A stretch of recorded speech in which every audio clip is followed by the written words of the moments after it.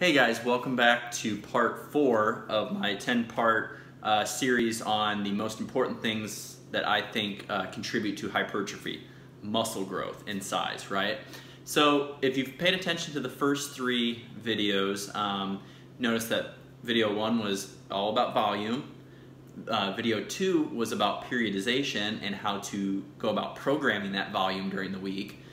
Video 3 was about not taking compound movements to failure very often, right? So that you can kind of cut back on fatigue and be able to train more frequently, harder, and create the stimulus needed for that muscle hypertrophy, that growth.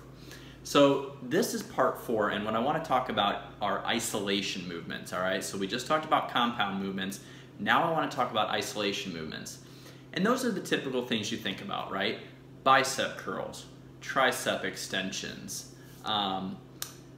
You could do one-legged quad extensions. Things along those lines where you're not using a large amount of muscle groups to move a weight.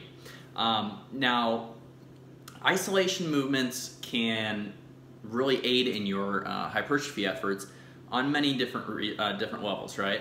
So you work your muscles with the compound movements, you get that heavy stimulus going, and then you could drop the load down and you can do more volume with a single muscle group, right? Say your biceps.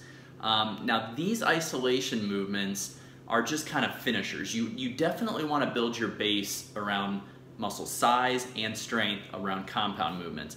But you can use these isolation movements in order to kind of be closer to muscle fatigue, right? You can kind of take these a little bit farther and closer to failure more often to try to break down those last remaining little fibers that your muscles have that you didn't hit in the compound movements, right?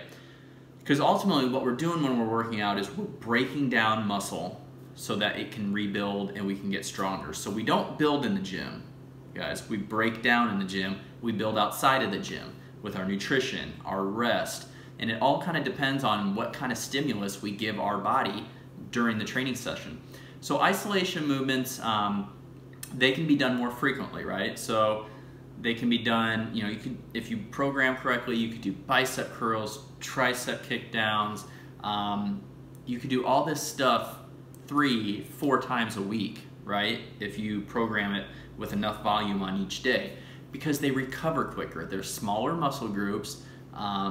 They are used to being fatigued a lot more because we use them a lot more, right? So that means more volume can be contributed to them in order to stimulate enough muscle growth in order for potential size and strength to occur in your recovery. So use isolation movements in your hypertrophy efforts, but use them after the compound movements, right? Work on the big muscles first. Get the most bang for your buck, right? Get that hormonal response going that you got from the compound exercises, squat, bench, deadlift, overhead press, etc. And use that hormonal response to kind of finish off the muscle, right? Finish off the last remaining fibers to really dig down deep with those isolation movements. What's also good about isolation movements is oftentimes when we're doing compound exercises, we have a more dominant side or a more dominant muscle group that tends to take over. And when you isolate a muscle group, you force that muscle group to be the only thing working, right?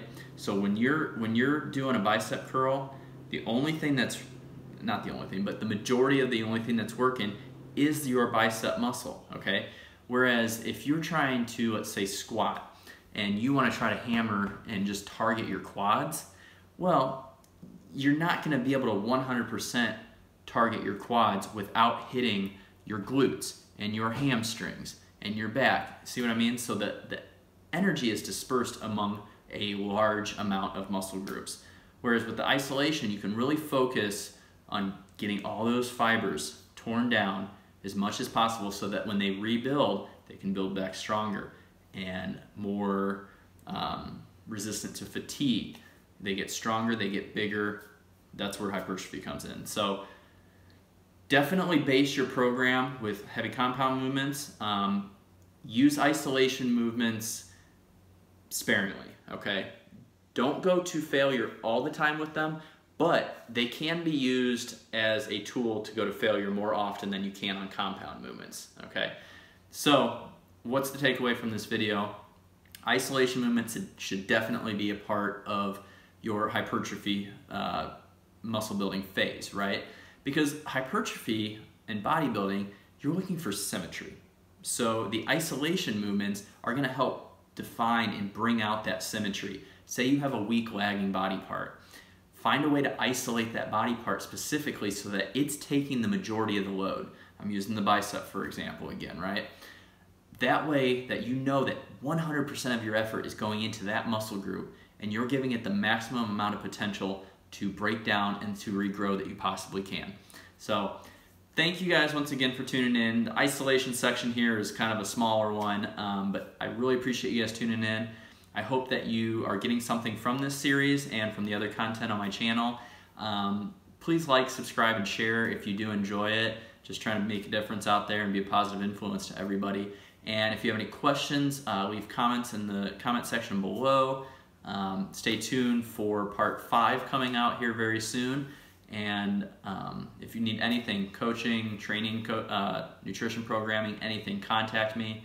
MathasFitness@gmail.com, @MathasFitness on Instagram. You can find me on Facebook, just my name, David Mathas, or my coaching page, which is Mathas Fitness. I'd love to work with you, love to help program the right training and nutrition protocol to help you achieve your hypertrophy goals. Thank you so much.